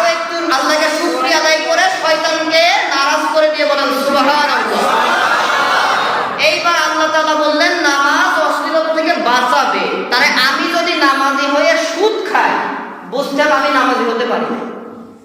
আমি আল্লাযীনা হুম আন সালাতিহিম সাহুন, মানুষকে উদাসীনতার নামাজে আমি ভুগছি, এই নামাজ আল্লাহর কাছে। আমি যদি নামাজ পড়ে ঘুষ খাই আল্লাহর কাছে, আর আমি যদি নামাজ পড়ে মোটামুটি কোরআনের মাহফিলের দরকার নাই, বন্ধু থাক, যারা করবে বাধা দিতে হবে, কোরআনের মাহফিল হবে না, দরকার কি গান বাজনা করার, সমস্যা নাই, ফার্স্ট ক্লাস না। আরে কথা বলে না কেন? এমনও নামাজি ব্যক্তি দেখা যায় কোরআনুল কারীমের মাহফিলের বিপক্ষে স্লোগান তোলে, তার বাড়িতে বিয়ের অনুষ্ঠান করে, খাতনা নামক, সুন্নতে খাতনা নামক একটা বিদআতি অনুষ্ঠান করে, গান বাজনার আয়োজন করে, জাহান্নামে যাওয়ার ব্যবস্থা করে, সেখানে সে বাধা দেয় না। কোরআনের মাহফিল করতে গেলে ও রাজনৈতিক কথা বলে বন্ধ কর, এরা ইমানদার নয়, নামাজি নয়, এরা সকলে মুনাফিক, মুনাফিক, মুনাফিক, ঠিক কিনা বল? ইমানদার কখনো বেনামাজির সুরতে কাফের মুশরিকদের কোনো আচরণ করতে পারে না। আমি নামাজি হয়ে যদি বেনামাজি ওই কাফের মুশরিকদের আচরণ আমার মধ্যে প্রকাশ পায়, যেই হাদিস তেলাওয়াত করেছি, মান তাশাব্বাহা বিকওমিন ফাহুয়া মিনহুম, আমার আদর্শ যার সাথে মিলবে, আমার কাজ যার সাথে মিলবে, আমার আচরণ যার সাথে মিলবে, আমার সমর্থন যার কাছে করবে, আমি তার কাতারে কিয়ামতে বড় লাগবে না, অটো ভাবে উঠে যাব। কথা বোঝা গেল? আর সুবহানাল্লাহ বললেন একটু লুজ করে বললেন। এখন যুবকরা মনে করেন চুল কাটতে গেলে, এখনকার যুবকের তো সাইজ আলাদা, ওরা চুল কাটবে এই জায়গাটা নাই, এখানে নাই, এখানে রোনালদো, এখানে মেসি, ও আচরণ যাও নিল, ওই দিক যাই কার আচরণে যাবে, রাতা কাটি, যাই হোক ওই আচরণে যদি যাই জান্নাত পাবে কি? এখন আরেকটা স্টাইল আছে, এই যে প্যান্ট এখানে এখানে ছিঁড়া, আছে না নাই? আমি কি মিথ্যা বলছি? যুবকরা খুব কষ্ট হচ্ছে নাই? ইসলাম তোমাদেরকে অনেক বেশি ভালোবেসেছেন। আল্লাহর নবী, বিশ্ব নবী মুহাম্মদ আরবি সাল্লাল্লাহু আলাইহি ওয়াসাল্লাম একদিন তিনি আলোচনা করছেন, কোরআনুল কারীমের দাওয়াত দিচ্ছেন, দাওয়াতি কাজের একটি জলসা করছেন। সাহাবায়ে ইকরাম এভাবে নির্ধারিত জায়গায় বসে গিয়েছেন, যার বসার জায়গা নাই, কারণ রাহমাতাল লিল আলামিন তিনি কথা বলছেন, তার কথা শোনার জন্য ইমানদার সাহাবায়ে ইকরাম বসে গিয়েছেন, কেউ নড়াচড়া করে না, নবীর দিকে তাকিয়ে তাকিয়ে কথা শুনে আমাদের কথা সুবহানাল্লাহ বলেন। সুবহানাল্লাহ। একজন নবীর তরুণ যুবক সাহাবী, নাম তার জারির বিন আব্দুল্লাহ, জোরে বলেন নাম কি? জারির বিন আব্দুল্লাহ রাদিয়াল্লাহু তাআলা আনহু, যুবক সাহাবী, তরতাজা টকটকে যুবক, বসার জায়গা পাই নাই, দাঁড়িয়ে দাঁড়িয়ে খরমাজি বুনছেন, দরজায় ঠেস মেরে দাঁড়িয়ে আছেন, আর নবীজির কথা শুনেন। আল্লাহর নবী, বিশ্ব নবী মুহাম্মদুর রাসূলুল্লাহ সাল্লাল্লাহু আলাইহি ওয়াসাল্লাম ওয়াজের এক পর্যায়ে জারির দিকে নজর চলে গেল, নবীজি ওয়াজ বন্ধ করে দিয়ে জারির দিকে তাকালেন। সুবহানাল্লাহ, সুবহানাল্লাহ। নবীজি যুবক সাহাবী জারির দিকে তাকালেন, দৃষ্টি দিলেন, নিজের ওয়াজ বন্ধ করে দিয়ে আর ডাক দিলেন, জারি তুমি বসে যাও। বসার জায়গা পাই নাই, নবী দেখলেন বসার জায়গা নাই, নবীজির গায়ের রুমালটা এভাবে তুললেন, জারিরের দিকে নিক্ষেপ করে দিলেন, আর বললেন, জারি বসার জায়গা পাও নাই, কি হয়েছে নাও, আমি রাহমাতাল লিল আলামিনের রুমালটা নাও, আর নিচে পেরে বসে যাও। সুবহানাল্লাহ। জারির এইটা দেখে নিজের চোখের পানি দরদর করে ফেলে দেওয়া শুরু করেছে, কারণ সাহাবায়ে ইকরাম অনেক সম্মানিত মুরব্বী সাহাবায়ে ইকরাম বসে আছেন, তাদের ভেতরে আল্লাহর নবী, বিশ্ব নবী মুহাম্মদ আরবি, আমি যুবক সাহাবীকে এত সম্মান দিলেন, তার রুমালটা আমার জন্য বরাদ্দ করলেন। আমার প্রিয় মুসলমানেরা, মুহাম্মদ সাল্লাল্লাহু আলাইহি ওয়াসাল্লামের গায়ের রুমাল পাওয়া কি কারো ভাগ্যের বিষয় কিনা বলেন? অবশ্যই ভাগ্যের বিষয়। সাহাবায়ে ইকরামের ভেতরে এই কাজটি যখন হলো, জারির নবীর রুমালটা নিলেন, চুমা খাই, মুখে লাগাই, চোখে লাগাই, বুকে লাগাই, আর আল্লাহর কাছে বলে, আকরামাকাল্লাহ কামা আকরামতানি ইয়া রাসূলুল্লাহ। সুবহানাল্লাহ। আয় আল্লাহ তাআলা, আজকে আপনার নবী রাহমাতাল লিল আলামিন নবী মুহাম্মদ আরবি এতগুলি সাহাবীর মধ্য থেকে আমি যুবক সাহাবীকে যেভাবে ভালোবাসা দিলেন, সম্মান দিলেন, তার গায়ে রুমালটা আমাকে দিয়ে দিলেন। ওগো আল্লাহ তাআলা, আপনার এই নবী মুহাম্মদকে আরো সম্মান দুনিয়া আখিরাতে বাড়িয়ে দেন। সুবহানাল্লাহ, আল্লাহু আকবার। আল্লাহ কিন্তু তার সম্মান আরো বাড়িয়েছেন। ওয়ারফা'না লাকা যিকরাক। সুবহানাল্লাহ। মানে যুবকদেরকে ভালোবেসেছেন কি? মুহাম্মাদুর রাসূলুল্লাহ ইসলাম ভালোবেসেছেন, আল্লাহর জান্নাত যারা পাওয়া যাবে, একজন দাড়ি পাকা লোক জান্নাতে যাবে না, যা যাবে সব যুবকেরা। সুবহানাল্লাহ। তাহলে সেই যুবক যদি আজকে সিরা প্যান্ট পরে, গিরান নিচে প্যান্ট পরে চলে, তারা কি জানে না রাসূলের হুঁশিয়ারি সংকেত দুইটি হাদিসে এসেছে। আমি রাহে আমলের ভিতর হাদিসটি পড়েছিলাম, যেই সকল যুবকেরা পুরুষেরা, যেই সকল পুরুষেরা তাদের প্যান্ট, লুঙ্গি, পাজামা এইগুলা গিরান নিচে চলে যাবে, ওই অংশটা জাহান্নামের আগুন দ্বারা পোড়ানো হবে। সুবহানাল্লাহ, সুবহানাল্লাহ। জাহান্নামের আগুনে পুড়িয়ে যাচ্ছে। সুবহানাল্লাহ। এখন এই কথাতে আমার চিন্তা করা দরকার, আমার প্যান্ট ঠিক জায়গায় আছে?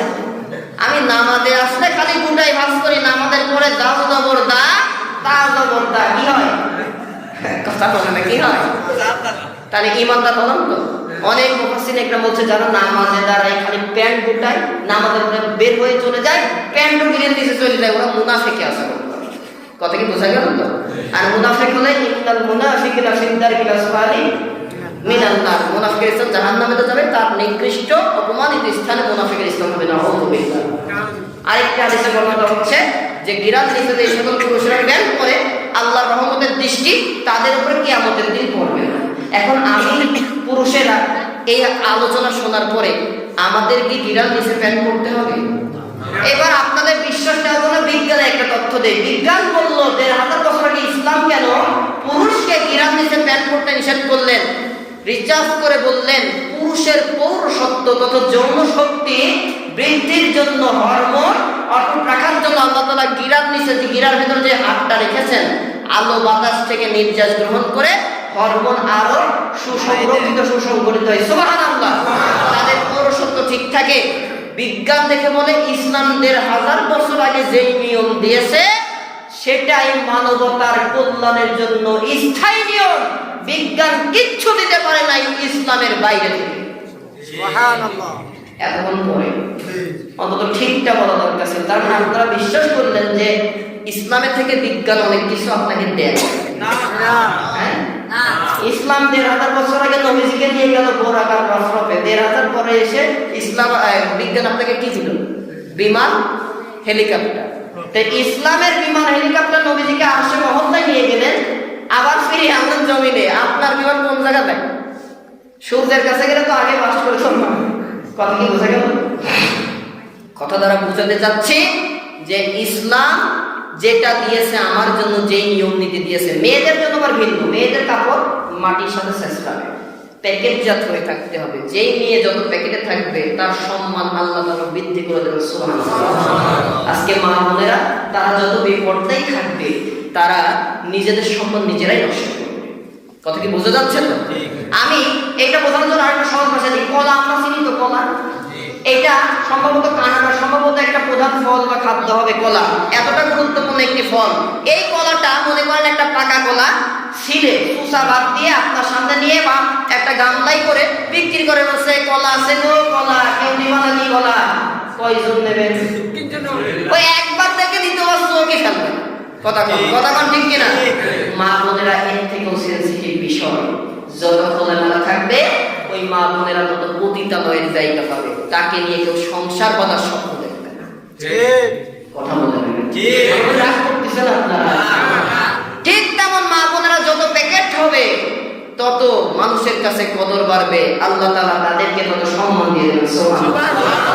কলা যত ভালো হোক, ল্যাংটা কলা যেমন খায় না, বেপর্দা মহিলা নিয়ে, চরিত্রহীনা মহিলা নিয়ে কেউ সংসার করতে চায় না। মা বোনেরা আল্লাহকে ভয় করে নিজের সতীত্বের হেফাজত করবেন। দুনিয়াতে ভালো নেককার সঙ্গিনী পাবেন, কিয়ামতে আল্লাহ তাআলা আপনাকে জান্নাতে ওই পুরুষের জন্য আপনাকে বাছাই করে জান্নাতি নারী বানিয়ে দেবেন। সুবহানাল্লাহ। এবার আল্লাহ তাআলা ঈমানদারদের বিষয়ে আরো কথা বলছেন যে ঈমানদার যারা হবে তাদের আচরণ কেমন হবে। আল্লাহ রাব্বুল আলামিন ঈমানদারদের বিষয়ে বলেন, ইন্নাল্লাযীনা ক্বালু রাব্বুনাল্লাহু সুম্মা ইসতাকামু, যারা বলেছে ঈমান আল্লাহ তাআলা আমাদের রব, তারপরে অটল অবিচল হয়ে গিয়েছে। আল্লাহ তাআলা তাদেরকে জান্নাত দেওয়ার ওয়াদা করেছেন। সুবহানাল্লাহ বলেন। এমন ইমানদার যারা হয় তারা কখনো দুনিয়াতে আলেম ওলামাদের সাথে বেয়াদবি আচরণ করতে পারে না। ঠিক। আজকে তো আমাদের সমাজে হয় না, হয় কথা বলে দেখেন, হয় না। আলেমরা কিন্তু আমাদের বন্ধু। আল্লাহ তাআলা কোরআনে বলেছেন আমাদের বন্ধু যারা হবে তারা হবে এমন তোমরা বন্ধু বানাবা তাকে যাকে দেখতে কিয়ামতের কথা মনে হয়, আল্লাহর কথা মনে হয়, পরকালের কথা মনে হয়, তারা হবে তোমাদের বন্ধু। আর আমাদের সমাজে হয়েছে যারা যত বেশি আল্লাহ কোরআন আল্লাহ তাদের স্থান জাহান্নামে 14, দুনিয়াতে 14 শিখের কারণে। ঠিক ঠিক না। এই এলাকার মানুষ ভালো আর কি, ইমাম আমাদেরকে সম্মান করে। অন্য জায়গার কথা বলছি আর কি, আমাদের অঞ্চলে আছে কোরআনের কথা বলবেন খবর আছে, আল্লাহ আমার অভাব নাই। এমনকি 50 বছর যারা কোরআনের কথা বলে, যার হাতে হাত দিয়ে শত শত বেধর্মী ইসলাম গ্রহণ করে, সেই সকল জামানার মুজাদ্দিদদেরকে জাহান্নামের 14 শিখে রাখতে হবে, এদের পরিচয় হবে। তার মানে তারা ইমানদার হতে পারে না। আলেমদের বিষয়ে আল্লাহ নবী বলেছেন ইন্নাল উলামা ওয়ারাসাতুল আম্বিয়া, আলেমেরা আমি নবীর উত্তরসূরি। এক সাহাবী বললেন ইয়া রাসূলুল্লাহ, আপনার সাথে আমরা মুসাফা করি নেকি হয়, খানা খাই একসাথে বসে নেকি হয়, আপনাকে দেখি চোখের গুনাহ মাফ হয়, আপনার সাথে নামাজের ইমামতিতে ইক্তেদা করি আমাদের নেকি হয়। ইয়া রাসূলুল্লাহ, আপনার নেতৃত্ব মেনে জিহাদের ময়দানে যুদ্ধ করি আমাদের তো নেকি হয়। আপনি তো খাতামুন নবীয়িন, শেষ নবী, আপনার পরে কোনো নবী আসবে না। যারা বললেন না তাদের পরে কোনো নবী আছে আর কি নাই? ইমানের বলে যদি আপনি বলেন তো আল্লাহর নবী মুহাম্মদের পর আর কোনো নবী ধরে বলেন আছে? আরেকবার স্বীকৃতি দেন আছে? নাই। কিন্তু রাসূল কিয়ামত পর্যন্ত আপনার উম্মত আসবে, উম্মতে মুহাম্মদি আসবে। আমরা যত নেকি পাই তারা তো পাই না, তারা কি থেকে বঞ্চিত হবে? নবীজি মুস্কি হাসি দিলেন, এরপর বললেন সাহাবী প্রশ্ন করেছে যথোপযুক্ত উত্তর শোনো, আমি নবী খাতামুন নবীন, আমার পরে কোনো নবী নাই, আসবে না, নবুয়তের দরজা বন্ধ। কিন্তু দ্বীনের কাজ রাহবারি করার জন্য আমার উত্তরসূরি হিসেবে আল্লাহ তাআলা হক্কানি রব্বানি আলেমদেরকে তথা কোরআনের সমাজ যারা বাস্তবায়ন করতে চাইবে, এইরকম কোরআনের সমাজ বাস্তবায়ন করা কোরআনের খাদেমদেরকে কিয়ামত পর্যন্ত পাঠাবে। সুবহানাল্লাহ। ওই জামানার একজন সাধারণ উম্মত যদি একজন আলেমের দিকে নেক নজরে তাকায়, সে আলেমকে নয় আমি নবীর দিকে তাকানো দেখি পেয়ে গেল। সুবহানাল্লাহ। পকেটে রাখেন, বাড়ি যাই বলে রাখেন। সুবহানাল্লাহ। এবার আলেমের সাথে একবেলা খাবার খাওয়াইলো বা আলেমকে ভালোবেসে হাদিয়া দিল, সে আলেমকে না আমি নবীকে দেওয়ার দেখি পেয়ে গেল। সুবহানাল্লাহ। আমি আলামিন নিজের কথা বলছি তো আর কি, কার কথা? নবীজির কথা। নবীজির কথা ওমা ইয়ান্তিকু আনিল হাওয়া ইন হুয়া ইল্লা ওয়াহয়ুন ইউহা। নবী ততক্ষণ কোনো জবান ছাড়েন না আল্লাহ অনুমতি যতক্ষণ না দেন। সুবহানাল্লাহ। এইবার যদি কেউ ব্যক্তি আলেমের নেতৃত্ব মেনে নেয়, আলেমের না আমি নবীর নেতৃত্ব মেনে নেব। সুবহানাল্লাহ বলে। আর আমাদের সমাজে আমরা যদি সেই আলেমকে হামলা মামলার সম্মুখীন করি, আবার ইনশাআল্লাহ দিয়ে সকল কাজ করতে চাই, এটা ধোঁকাবাজি মুনাফিকি ছাড়া কিচ্ছু হতে পারে না, এটা ইমানদারের কাজ হতে পারে না, এটা বেঈমান জাহান্নামী ব্যক্তির কাজ। যদি আজকে আমি ইমানদার হতাম, কখনো আমরা জামানার মুজাদ্দিদ বিশ্বনন্দিত কোরআনের পাখিকে আমরা ওই জায়গায় রাখতাম না, আমাদের মাঝে রাখতাম। কথা বলে ঠিক কিনা? হযরত সাইয়্যিদ কুতুব শহীদ রাহমাতুল্লাহ আলাইহি জান্নাত কারা পায়, কাদেরকে আমাদের অনুসরণ করতে হবে। এই সাইয়্যিদ কুতুব বেশি দিন আগের নয়, সাহাবায়ে কেরামের ঘটনা আমি বলবো না, এই ব্যক্তির কথা বলে আলোচনা শেষ। সাইয়্যিদ কুতুব শহীদ রাহমাতুল্লাহ আলাইহি মিশরের তিনি একজন বড় আলিম, তিনি কোরআনের মুফাসসির, তাফসীরে ফি জিলালিল কোরআন তথা কোরআনের ব্যাখ্যা লেখা শুরু করলেন। যারা কোরআন বিরোধী হয় তারা আর কিছু বুঝুক আর না বুঝুক, তার গদি টিকানোর জন্য কোনটা তার বিপক্ষে ভালোই বুঝে। এই জন্য ক্ষমতা না টাইট দেওয়ার জন্য যা যা করা লাগে, নিজের বাবাকে বসাই দিয়ে আরেকজন বসাই দিতে পারে। কথা বলেন ঠিক কিনা? সাইয়্যিদ কুতুব যখন এই মিশরের জামাল নাসের সাইয়্যিদ কুতুবের লেখা কোরআনের কপি তাফসীরে ফি জিলালিল কোরআনটা হাতে পেয়ে গেল, সে দেখলো আমার কর্তৃত্ব গদি টিকবে না। এই তাফসীরে ফি জিলালিল কোরআন যখন মিশরের মানুষগুলোর কাছে পৌঁছে যাবে, তখন কেউ আমার ক্ষমতা রাখার জন্য আর পক্ষে থাকবে না। সাথে সাথে সাইয়্যিদ কুতুবের বিরুদ্ধে মামলা তৈরি। কি হলো? সাইয়্যিদ কুতুবের স্থান কোথায় গেল? জেলখানায়। কোথায় গেল? জেলখানার ভিতরে। ইমাম সাইয়্যিদ কুতুব জামানার মুজাদ্দিদ, মিশরের বিশ্ববিখ্যাত, তিনি একজন মুফাসসির। কোরআনের ব্যাখ্যা, কালেমার ব্যাখ্যা লেখার কারণে তাকে জেলখানায় দেওয়া হলো। জেলখানায় গিয়ে আর তার যত তাফসীরে ফি জিলালিল কোরআনের কপিগুলো করা হয়েছিল সব একত্রিত করে পুড়িয়ে ফেলা হলো। কিন্তু যারা ইহুদি কাফের মুশরিক যারা হয় তারা যতই কোরআনুল কারীমের আওয়াজটাকে বন্ধ করতে যায়, ফুৎকার দিয়ে বন্ধ করতে যায়, বন্ধ হবে নাকি? না, বন্ধ হবে না। আল্লাহ তাআলার ওয়াদা। সাইয়েদ কুতুবকে জেলখানায় দেওয়ার পরে জামাল নাসের জেলারকে বলল, জেলার পাগলা মানুষকে তো কুত্তা ক্ষুধার্ত কুত্তাকে জেলখানা ওই কারাগারে যেখানে সাইয়েদ কুতুব আছে ওইখানে দিবি। পাগলা মানুষকে তো কুত্তা সাইয়েদ কুতুবকে ক্ষুধা যন্ত্রণা মেটানোর জন্য ছিঁড়ে ছিঁড়ে খাবে, আমার মনটা শান্তি হয়ে যাবে। নাউযুবিল্লাহ। জামানার মুফাসসির কোন দোষ নাই, দোষ একটাই, তিনি কোরআনুল কারীমের ব্যাখ্যা লিখে জাতিকে জান্নাতের পথ দেখালো, এটাই তার দোষ। ঠিক।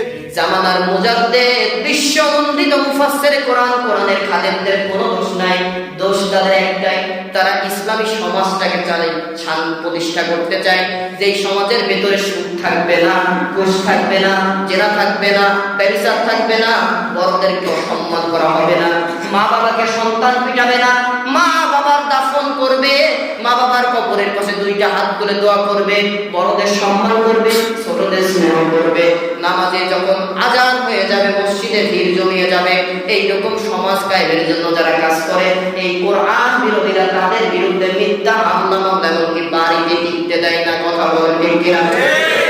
ঠিক তেমন জামাল নাসের সাইয়েদ কুতুবকে অর্ডার দিয়ে দিল, সাইয়েদ কুতুবের ঘরে মানুষকে পাগলা কুত্তাকে দেওয়া হলো, কুত্তা দেওয়া হলো।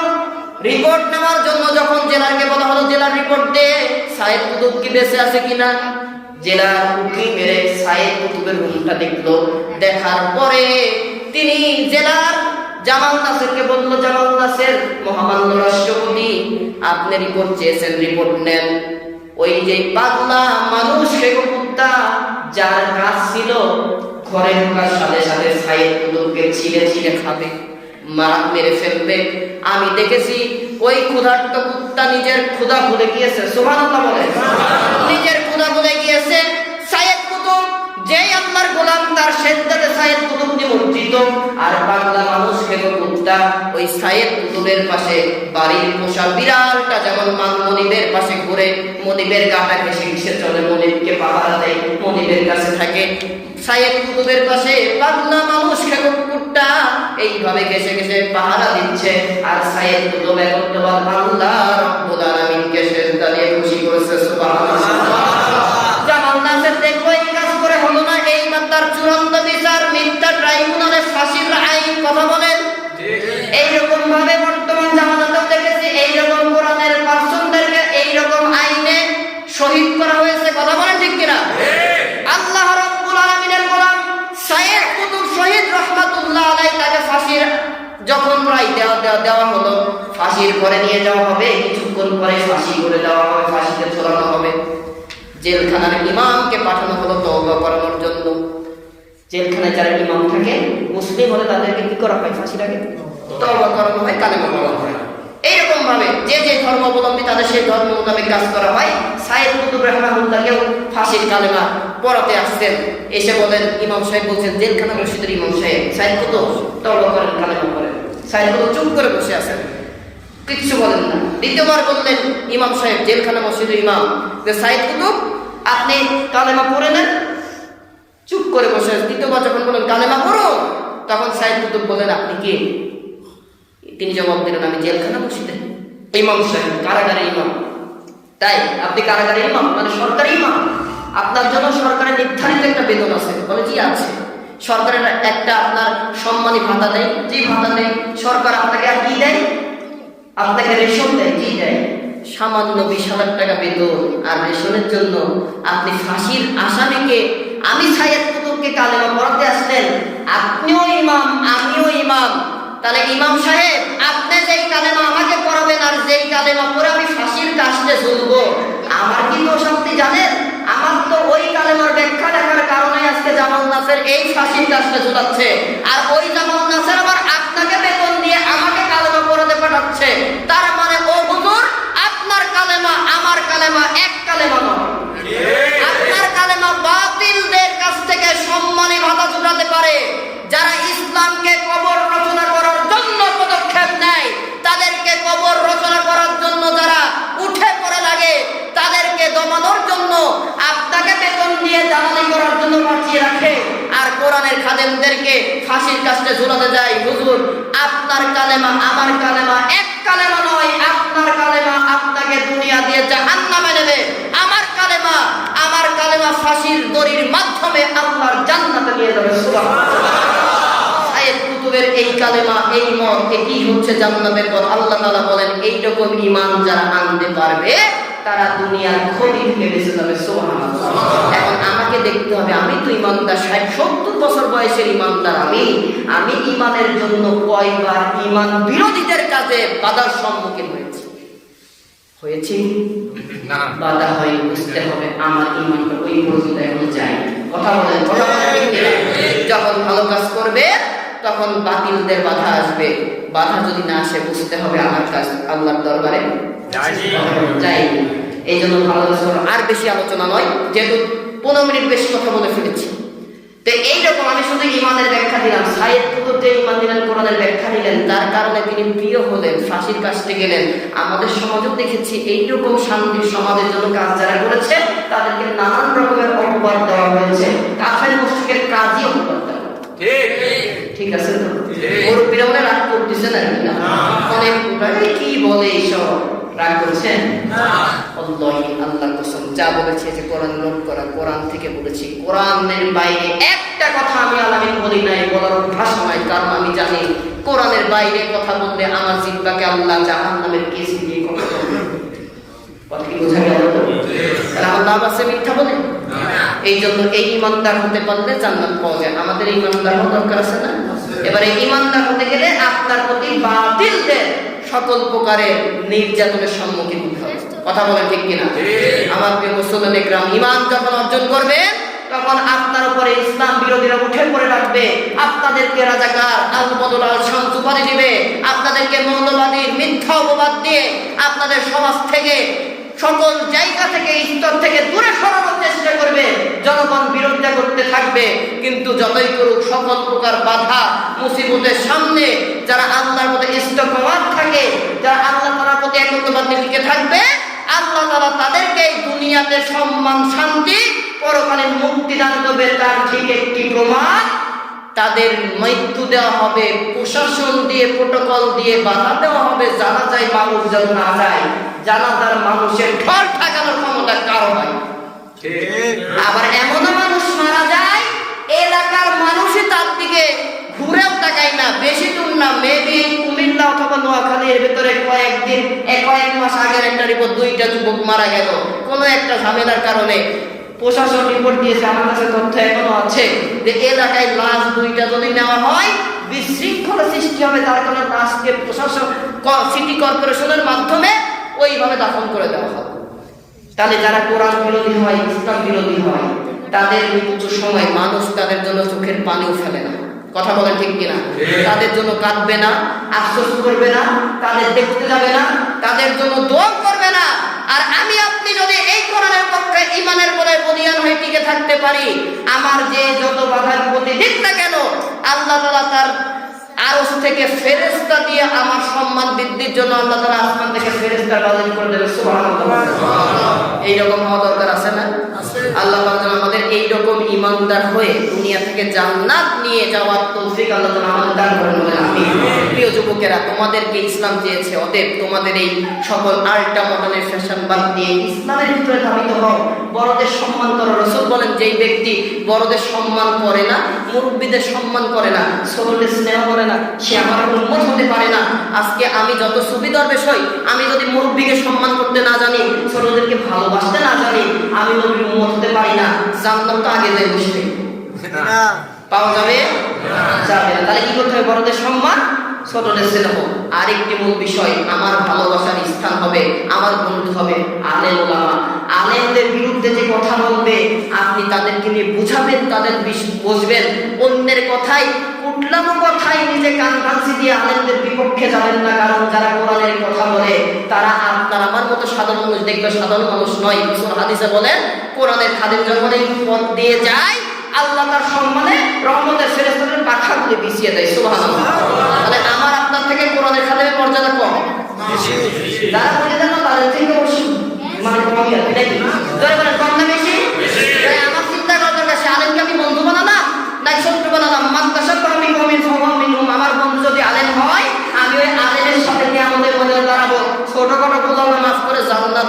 হতে পারে, সুবহানাল্লাহ বলেন। আর যদি আলেম বিরোধী কাজ করে যায়, জান্নাত পাবো কি সুফি দরবেশে লাভ নেই, আল্লাহ বড় হয়ে যাবে জান্নাত। কথা বলেন কি ঠিক? আল্লাহ তাআলা আমাদের এই সকল আলেমদের অবমাননা, আলেমদের অপমান করা থেকে আমাদেরকে বিরত রাখুন, বলেন আমিন। যা কিছু কথা বলেছি ভুল ভ্রান্তি হলে আল্লাহ তাআলা যেন আমাদের প্রত্যেকে স্মৃতিকবর থেকে কথাগুলো মুছে দেন, বলেন আমিন। আর আমলের কথাগুলি আল্লাহ তাআলা আমাকে সহ প্রত্যেককে আমল করার তৌফিক দান করুন, বলেন আল্লাহুম্মা আমিন। হাযা মা ইনদি ওয়া লিকুম ইনদাল্লাহ, সুবহানাকাল্লাহুম্মা ওয়া বিহামদিকা আশহাদু আল্লা ইলাহা ইল্লা আনতা আস্তাগফিরুকা ওয়া আতুবু ইলাইক ওয়া আখিরু দাওয়ানা আলহামদুলিল্লাহ।